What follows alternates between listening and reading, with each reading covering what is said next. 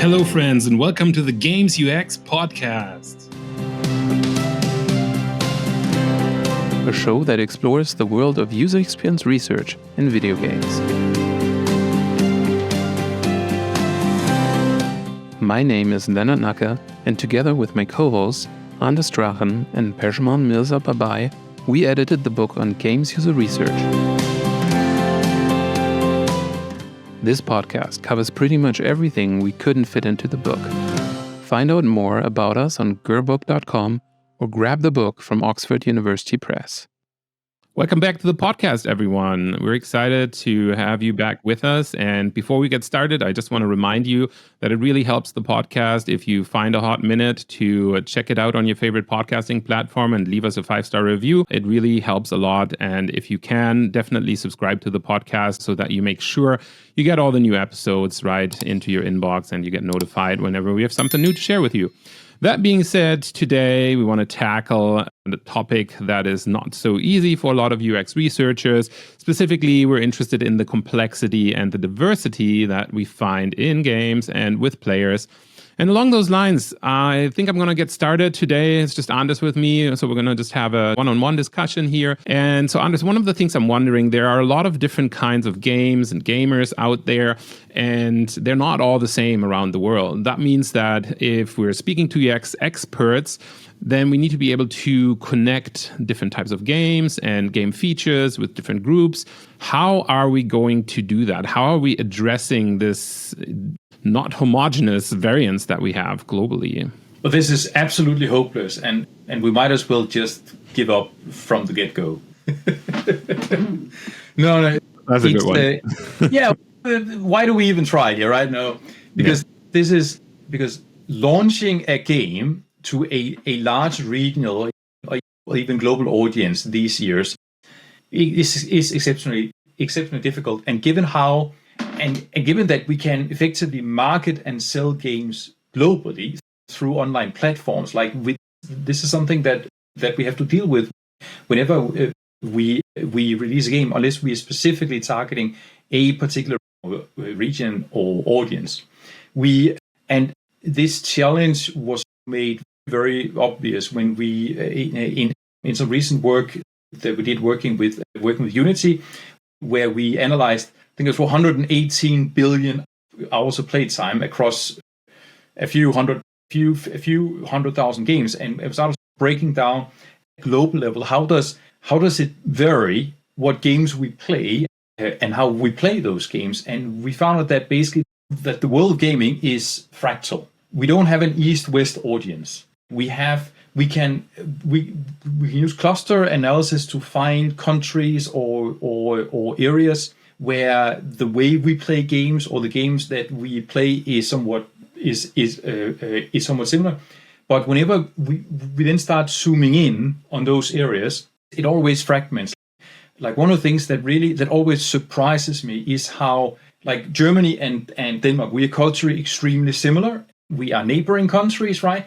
And yet people in the southern parts of Denmark and people in the northern parts of Germany, we play very different games, and even more interesting, we play these games in different ways. So there's just a lot more variance. There's a lot more underlying complexity, and to be completely honest, also more than what we can reasonably deal with in terms of design. Like, at some point, we just have to say, look, we need to create a model of the audience, right, which takes into account what our game looks like and the features and also all the cultural differences of the audience, etc. And we have to create a model that condenses all of that down into something that we can feasibly use, that we can work with.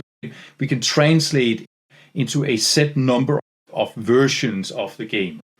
And it's interesting because in the interaction design course that I'm teaching in the fall here, we recently talked about two of the traditional, like, very powerful tools that we use in interaction design to exactly build these models, these abstractions of reality.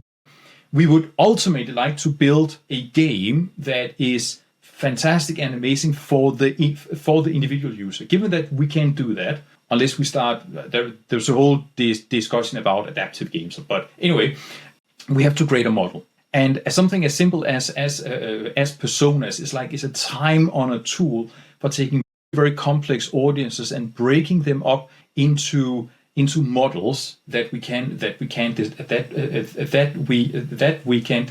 design for.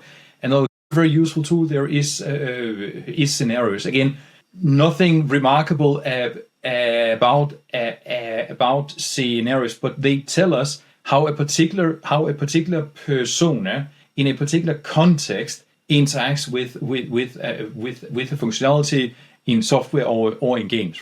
And those two things they're just really useful tools for trying to deal with all the complexity of audiences. And as soon as we want with many games, like we want games to be played by many people across many countries, across demographics and wealth brackets and whatnot, we have to start dealing with a very important psychological concept called mental models. And this is something that we tend to ignore because it's hard. A mental model is basically all the ideas the individual user has about how to behave in different contexts and what reality looks like, right? And it can be incredibly difficult to know these because they change across cultures, they change across generations, they change in terms of the geographical landscape that our users find ourselves in. It can be something as simple as, like, to take a simple example, swiping left or right, which is a mental model that we have, that a lot of humans that we have learned to recognize and to apply whenever we are interacting within kind of a screen-based based technology. But mental models varies tremendously, and we can have an absolutely disastrous launch somewhere if we don't adapt to the mental models of that audience. Yeah. That was long monologue, but I think that in dealing with this complexity, going back to the basics of UX design is really where the power is. Yeah.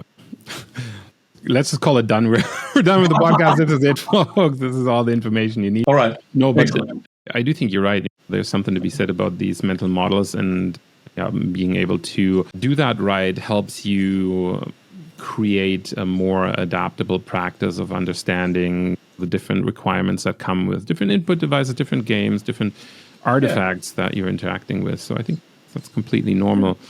But I think there's something more that is related to us keeping up with the pace of change, right? I think that's tricky. Yeah, exactly right. Because we have one problem is that right now audiences are complex and diverse, and games are complex and diverse, but neither of those two are static. So let me loop the question back to you and saying, given how audiences change and how very fast-paced changes are in games and in the creative industries in general, how do we keep up? Yeah, I think that's really the tricky bit, specifically for somebody that's new to the industry and like just finding outlets of industry news, learning opportunities. This can be whether you stay on social media, you attend webinars, you listen to podcasts like ours, or you read certain academic journals. All of that kind of helps you find out what people in the space are talking about and how some of the stuff in the industry is changing. And I do think as a UX researcher, as a researcher period, you never stop learning. So you always have to train yourself a little bit more as new ways of doing things emerge. Obviously, one of the big recent changes was how do we integrate AI tools and AI workflows into user research without completely demonizing it. So there's obviously a lot of hesitancy, specifically in the research, let's say, segment of people. But I think, there's also a lot of opportunities here. A lot of bigger companies have now semi-automated, semi-structured interviews and the kind of questions that are being generated, which is really an awesome way to leverage AI to help you generate a script or update a script. You can have the base idea. You can even brainstorm together with AI about the base idea, but then having different follow-up questions in a semi-structured interview, it might be able to generate those much quicker than you would be able to do that by yourself. It allows a little bit more of a drill down in qualitative data. And I think that's a really powerful way to use generative AI for enhancing research. But aside from that, there's also this idea of you always want to network. That's the reason why these conferences like the summits and whatever have you exists. That's why we have GDC Game Developer Conference. And I think a lot of it can be learned from just the discussions that you have on the side in these events. It's also part of the reason why we want to bring more guests into the podcast, that we can have some of these discussions with peers in the industry. And I think that's where sometimes some of this knowledge drops unexpectedly, and it helps you keep up with the pace of change, and you're much more adaptable that way. But along those lines, unless you have another insight there, I was going to ask you then, if that's where people can pull their information, what do you think that the skills are that a UX researcher must have as they're entering this world of UX research in games or in game UX specifically? What do you think is key? What are the key skills that people should bring as they're entering this field? If I was going to answer that question from the perspective of specifically being able to deal with very complex audiences, right? I would put on my good old-fashioned trusted big data hat and say that we already have a lot of data about games and markets. Anyone can go out and use a sort of great variety of gaming APIs that exist out there right now from a variety of different games and platforms, including Steam, right? So it's quite easy to get a lot of data from your own games and from other games, from a lot of related data sources, so social media, etc., right? And that is, working with that kind of telemetry data is the best approach we have for getting detailed understanding about the behavior and a lot of attitudes, etc., from a large percentage of the audience, and for understanding local cultural changes, etc., which again, our research working with Unity data have really shown us are absolutely crucial, and also why game localization is so important, right? Being able to crunch those hard numbers is absolutely essential. I think also that, and this is more on the qualitative side, we need to be able to understand users. We can't just rely on large-scale data. They would only tell us what people do, and we can only draw, again, as I always say, we can only draw inference as to why, right? We need to ultimately be able to communicate with representatives of the audience. We need to bring them into the lab, do user testing, etc. And this is where market research also really shines. If you have a good market research team, they can really help you here, because they have the user empathy, the empathy with the customer. They understand the mental models that I was talking about, the psychology of the user, and I think that's incredibly important. And obviously, we need to be able to communicate the complexity of the situation to the various teams in a company, right? You need to be able to build models. I like to use this model of a triangle. At the bottom of the triangle, you have reality. You have your 20 million players or 20,000 players, and each of them are individual with their own hopes, dreams, and motivations for playing a game, their cultural backgrounds, age, gender, etc. And the higher you go up the pyramid, the models that you build to represent those users become more and more simplified. They become easier and easier to work with, but you also lose fidelity. You lose detail in the data. You can't work at the bottom because you can't make 20,000 different games, right? Unless we're talking about AI and adaptation, again, different topic. But you don't want to go too high either, right? What is important is that the models that you build, and this really is the key skill, those models have to capture the right aspects of the audience. And that is insanely hard. And it takes experience. So get started building, basically, for someone entering this field, having a strong understanding about how you condense your ultra complex audience and the relationship with various features of the game into functional, useful models for the various teams, for your own user research, etc. That's really crucial. I would add that it's not just the models, but it's also the stories that you tell with those models, right? So when you're talking about communication, I think a large part of that is being able to tell a story, a convincing story to the stakeholders about what it means to, what insights you got from the data, essentially based on your model, based on your triangle, and then just see, okay, what level are we at? How are we going to tell this story in the best possible way? Yeah, true. Okay, so we talked about the complexity of games. We talked about the complexity of markets, of audiences.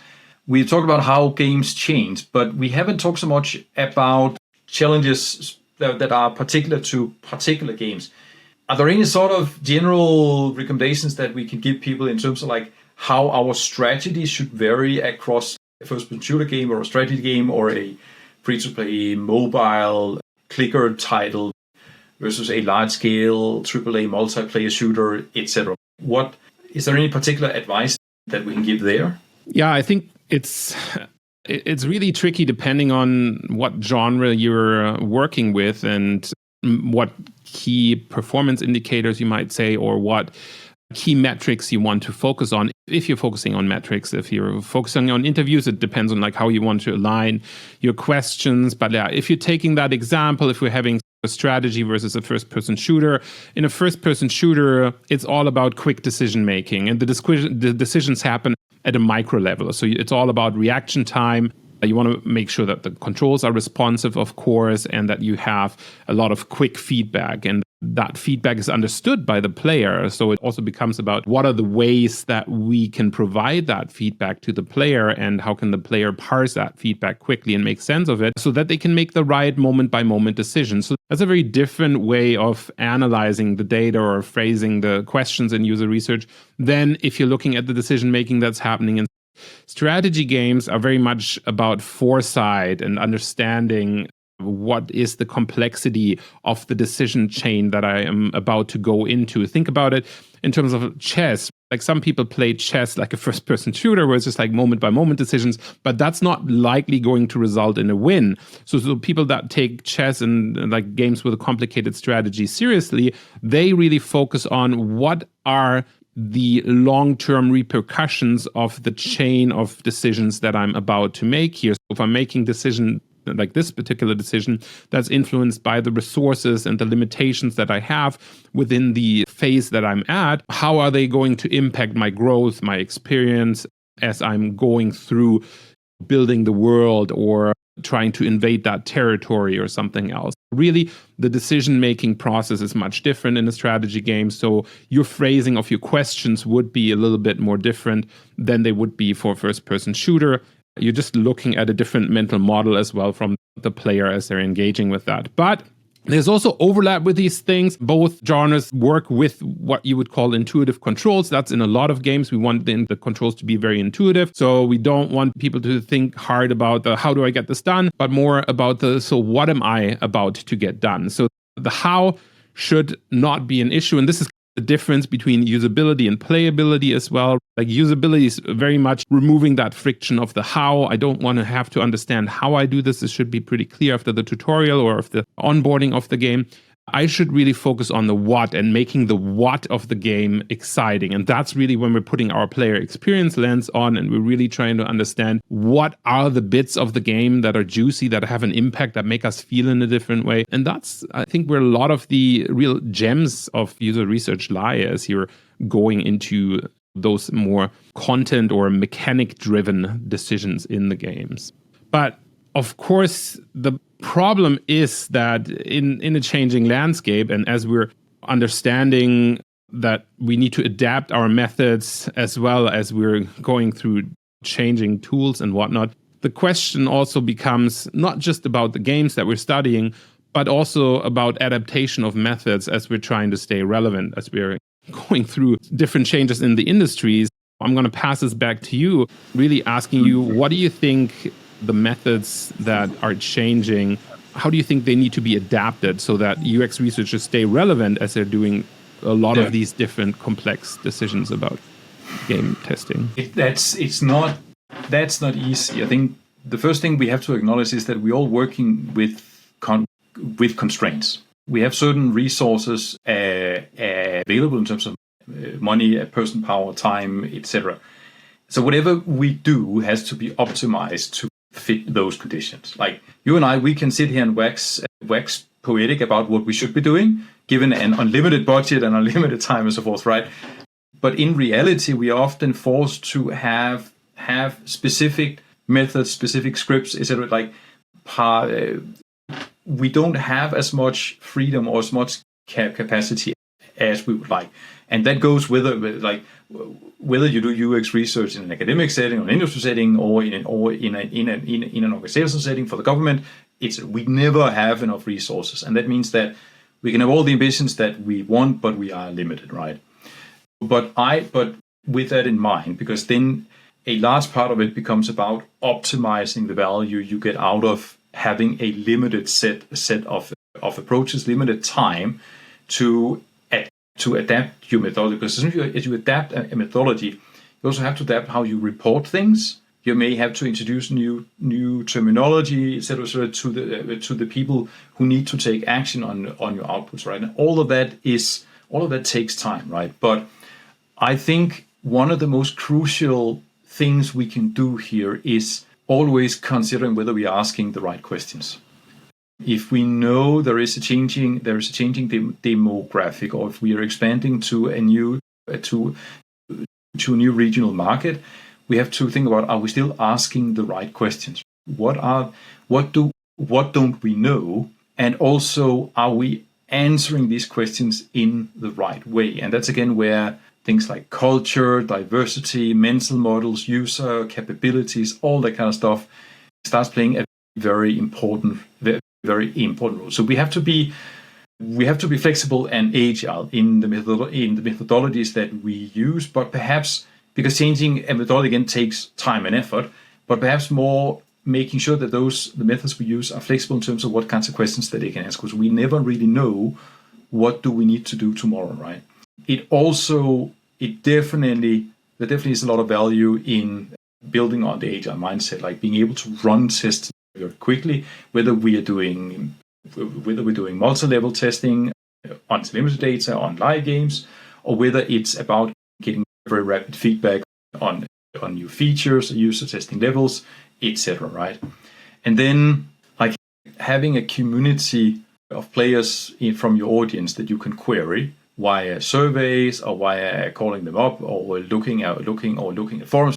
There are a lot of challenges with self-report data that we need to be aware of. But again, the raw power of just speaking with people can sometimes be incredibly powerful. Also, to get an idea about, has my audience started doing things differently, or started thinking differently about particular features in the game, etc. But I'll be honest and say this is hard, and especially because in theory, it's just an expanding circle of resources. In practice, we just don't have that.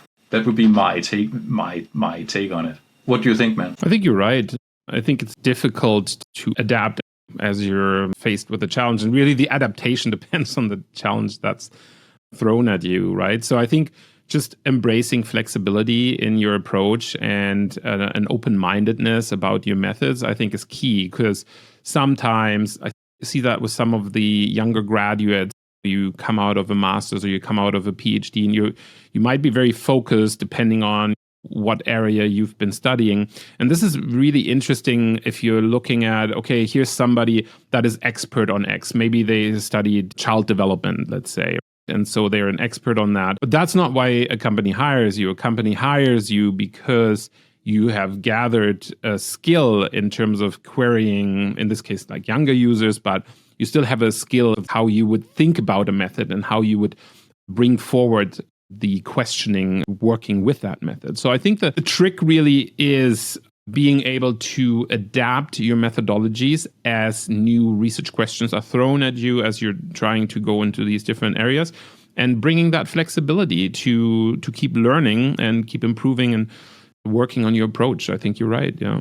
Yeah. I think we're almost out of time, but there's one more thing that I thought that it might be useful that we also cover here is, and so I've been talking a lot about cultural differences in the user audience, gaming audiences, right? How do we factor those in? Do you have any insights there? I know you've been doing a lot of work on that front. Yeah, cultural sensitivities are hard. Ideally, you want to be in the location of where that culture is located. In an ideal case, you're doing some field testing in those areas.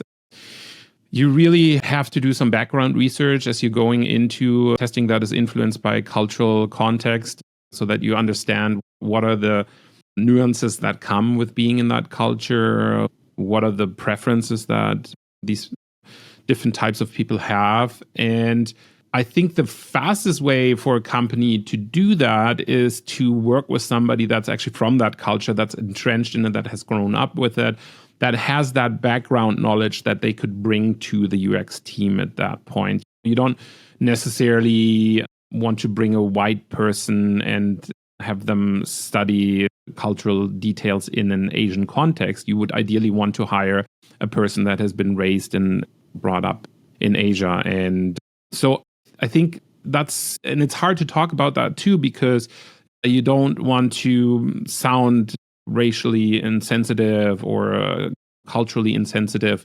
But the sensitivity comes from an understanding, and that understanding is very hard to put into the context that's necessary there. So I think it's really up to the manager of that project to ensure that there's diversity within the team members and that you have a range of backgrounds that can work together. I think for me, that's always key. That's in my own teams and the teams that I've worked with. The more different viewpoints you have, the more culturally open you are. This is also important. So even if you're having the expert studying that one culture, you still want to bring that expert back into a team that has cultural variety so that then you can reflect upon that specific culture that you're studying.